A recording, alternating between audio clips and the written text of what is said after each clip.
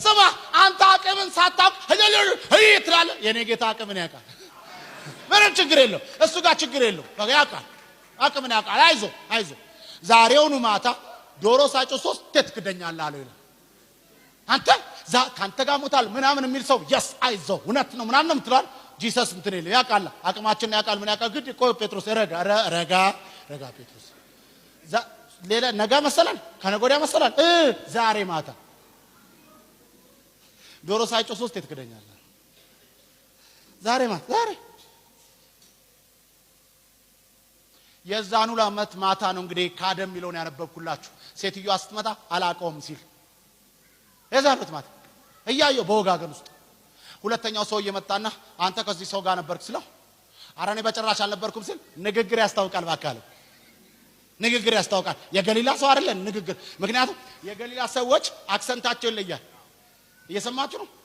ለምሳሌ እስቲ ከኤርትራ የመጣ አንድ ሰው ተነስ እስቲ እሺ ጌታ ይባርካችሁ እስቲ ሞቶ በል እስቲ መቶ ስንት አለ ሞቶ እኔም በል ብትሉኝስ መቶ እሱስ ሞቶ በልሏል። ሞቶ አልኩ እኮ አይደለም እንዴ ሞቶ በቃ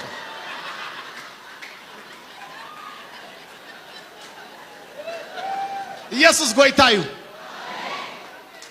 ስሙ እስኪ ይሄ ሰው መቶ ሚሊዮን በትክክል የጠራው አይደለም ነው። ግን የኤርትራ ልጅ ስለሆነ ወይም የትግራይ ልጅ ስለሆነ አክሰንት ስላለው ምን አለው ሞቶ አለ። ያንኑ መቶ እኔ መቶ አለ እሱ ሞቶ አለ። ስንት ነው? 200 ነው እንዴ? አይደለም መቶ ነው። ያው መቶ ነው። አሁን ምን ማለት ነው? ክርስቲያን ወንድሜ ነው፣ በጌታ ነው፣ አብረን እያገለገልን አብረን እያመለከን ግን ገና ሞቶ ሲል ከአስመራ ነው የመጣው እንላለን ማለት አይደለም እንዴ? ወይ ደግሞ ሰላም ስትሉት እንዴት ዋልክስ ደህና ነኝ እንደምን አለ ደህና ነው እንደምን ሰላም ሲል በቃ የሰው ከየት ነው ይባላል? ከትግራይ በቃ የትግራይ ሰው ነው ይባላል አይደለም እንዴ? ልክ አይደለም? አንዱ ሰው ደግሞ ጠርታችሁ እንዴት ረስቱት እንደው ደህና ነኝ አትደው ደህና ነው ያተ ካለ ከየት ነው የመጣው? እኔ አላልኩኝም። እኔ ከየትም አላልኩም። እናንተ የፈለጋችሁ ማለት ይችላል። ኤኒዌይስ አሁን ኢየሱስ አሁን ጴጥሮስ ከዚህ ሰው ጋር ነኝ ሲል ከዚህ ሰው ጋር አይደለም ሲሉ ኧረ እባክህ ንግግር ያስታውቃል። የገሊላ ሰው ነው ከዚህ ሰው ጋር ነው አሉት። ማምለጥ አቃተው። አሁን ይሄን ጨረሰና ኡፍ እንዳለ ከአንድ ሰዓት ኡፍታ በኋላ ሌላ ሰው እየመጣ አንተ በእርግጠኛነት ይላል ደግሞ ሶስተኛው እርግጠኛ በእርግጠኛነት ከኢየሱስ ጋር ነበር ካለ ይላል። በጭራሽ አልነበርኩም ሲል ዘንበል አጥኑት እናንተ የወጋ ቢረሳ የተወጋ አይረሳም። ለምን እንደዚህ አልካትሉኝም? ሳጠናው ይሄ ሶስተኛው ሰውዬ ጆሮውን የቆረጠበት ሰውዬ ዘመድ ነው።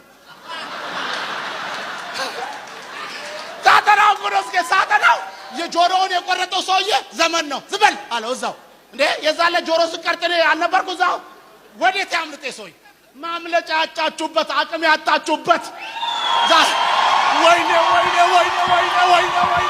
ወይኔ ዛሬ የምስራች አለኝ። በጌታ በኢየሱስም ኃይል ትቀበላላችሁ። ወዴት ያምልጥ? መፈናፈኛ እስኪያጣ መሸወድ አልቻለ፣ ማታለል አልቻለ፣ ማጭበርበር አልቻለ። እዛው በቃ እዛው። አንድ ቀን ግን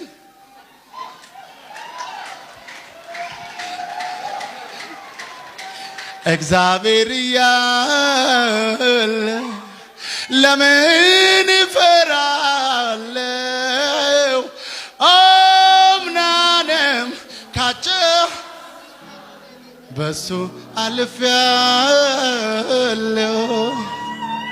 እግዚአብሔር ያለ ለምን